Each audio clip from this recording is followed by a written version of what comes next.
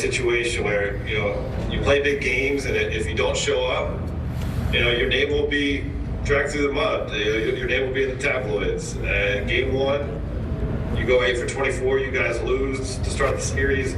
Did you feel any of that kind of pressure that you were desiring, and did it help your game two performance? Just pressure on myself. I asked a couple guys on the team, some coaches, how can I be better? And they all told me I played well, but just critiquing myself, I knew I could be better on both ends of the floor. And just wanted to come out with the mindset tonight to be aggressive and to help my team on both ends of the floor and do whatever I have to do to help us get the win. What did you see on tape from that first game about the way that Portland was playing defense and just how packed into the paint they were, and if there was an adjustment that you had to make, if at all? Well, they were packing the paint because they were forcing us to make shots, and we didn't make shots game one. Tonight, guys got back in the rhythm, made some shots, and we were able to get to the paint then after we seen the ball, go from three a couple times, which opens the floor for everyone. And so we just gotta stay locked in, keep taking the time, especially when we catch the ball on the three, and continue to knock them down, which is going to open up the paint for post-ups or drives. And then when they do come and help, making the right pass, the extra pass to open shooters to knock down more shots. So the difference in the game was just us making shots, and then I think we did a great job defensively. And I think they had 88 points, and it's a team who's been very hot from three, from mid-range, from the free throw line, and to come out and do what we did defensively. Even in game one, I think we played phenomenal defensively. We just had some mental mistakes towards the end, too, on my part. But tonight we came out, with a sense of desperation, a sense of urgency on the defensive end, and was able to turn a lot of those stops to fast break points. Hey, what's the biggest key for you defensively as the secondary defender on either Lillard or McCollum when they're coming out screen roll action? Maybe what do you have to focus on as a help? Just being up, those two guys, especially Dame, likes that deep ball three. And so just being up, trying to take that away and make those guys, beat us with scoring twos. They're a really great three-point shooting team, and we just try to take those shots away and make somebody else beat us. But if they do, have the ball in their hands, force them into the 2-point area, and live with a contest. And if they make it, then we tip our hats to them. But we really want to focus on taking away that three. Allie?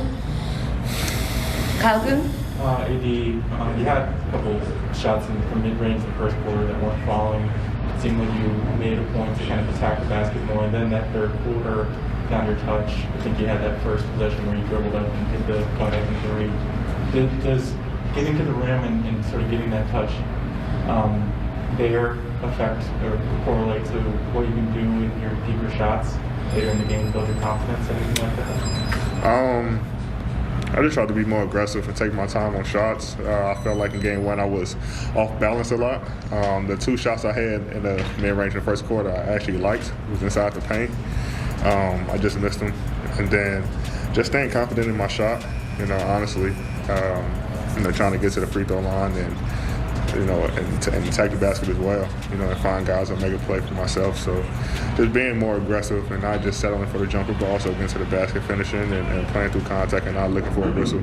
But just going to finish, and then if the ref blow a whistle, then they do. If not, take my time finishing, and then that kind of just, opens up the floor for me when I'm driving and be able to knock down the mid-range, for guys to kind of fall back a little bit to kind of stop that, which leaves the three open. So just kind of playing what the defense gives me and taking the right shots. Joe Garden? Anthony, when you're playing in a game like that and you're dunking on them, smothering them defensively, and Dame can't get loose, do you feel the other team's spirit change? Like, do you feel energy start to drain, momentum shift, that kind of thing? Anytime, you're not performing well, your energy, always changes, but, with us, we want to take away their confidence as early as possible, because they can get going very quickly, especially Dame, him and CJ and Melo, so we try to do as much as we can to limit those guys early, You know, if they coming off shoot, you know, it's gonna be a tough shot. It's gonna be in your face, and if you make it, then you know, hats off to you, which they can. But you know, we have to make sure that we're doing everything we can defensively to kind of limit those guys, and you know, and also on the offensive end, you know, putting them in actions to, you know, kind of tire them down because you know those guys are elite scorers, and as much as we can to, you know, as they go on the offensive end and try to attack us, you know, we have to do the same thing, and you know, just trying to make it get tough for those guys all night. Mark Medina? Anthony, when you talk about playing aggressively in games, are there things you do in particular during the day as far as your routine or pre-game warm-up that you think is pretty instrumental to get you in that mood? Nothing really changes. My routine has always been the same. So there's nothing that's really changed. It's just a matter of going out and doing it, you know. And I think guys know. I mean, especially Brian. You know, he didn't say one word to me today, but he kind of already. I mean, he kind of knew. He saw the look on my face from the beginning. But it's just a matter of going out and doing it, you know, and just putting a lot of energy and effort, which you can control. You know, I can control how hard I play, how much effort I play with. I can control about, you know, shots being made. But I can control how I play on the defensive end. And I can control my energy and effort. All right, Tanisha, I think you have a few on your end. Yeah, last three. Melissa?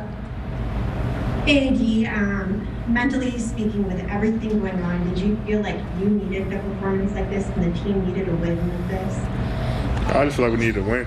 You know, we don't want to go down 0-2 in the series, and you know, our entire mindset the entire season has been, you know, never lose 2 in a row, and we just wanted to come out very scrappy, you know, kind of the same way we did in Game 1, and just have a lot of confidence in making shots. But you know, we never want to go down 0-2 in the series, and you know, it was a must-win game for us, and we played that way.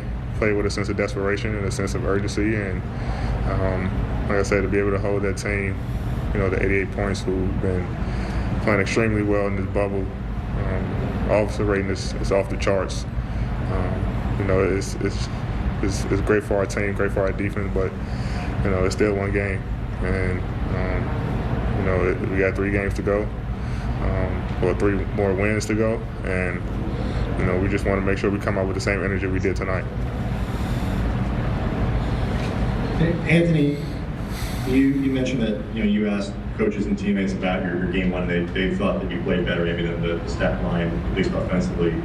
Said when you went back and looked at it, though, what did you find that you didn't think, you know, was up to your standard, and you know, how did you work to change that tonight?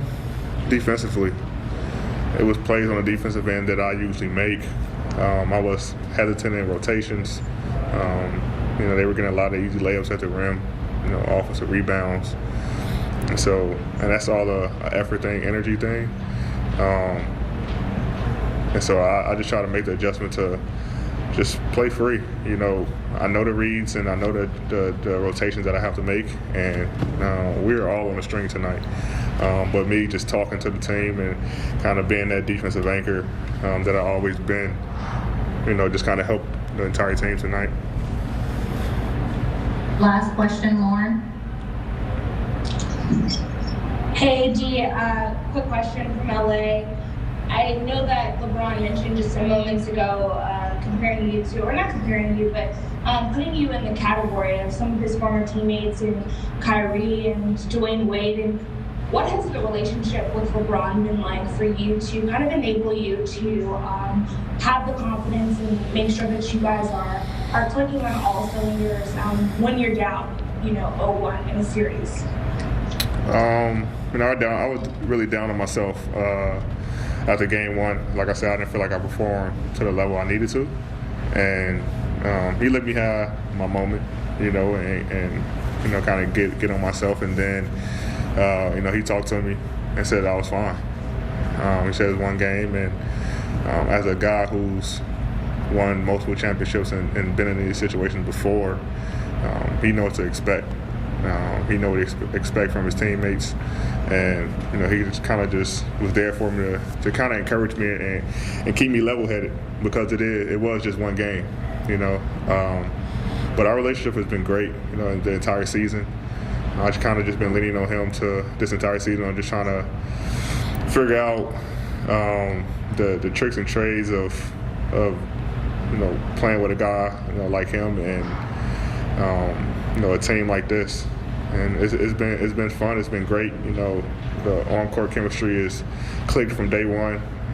Off-court chemistry, I mean, you guys see it all the time on social media and stuff, how close we are. But on-court, I never played with a guy, you know, of his caliber. And to be able to have the success that we're having so far is great. And just kind of, you know, he just been standing in my ear about everything, especially through, you know, the playoffs right now. You know, he's seen it all in the 25 years he's been playing. So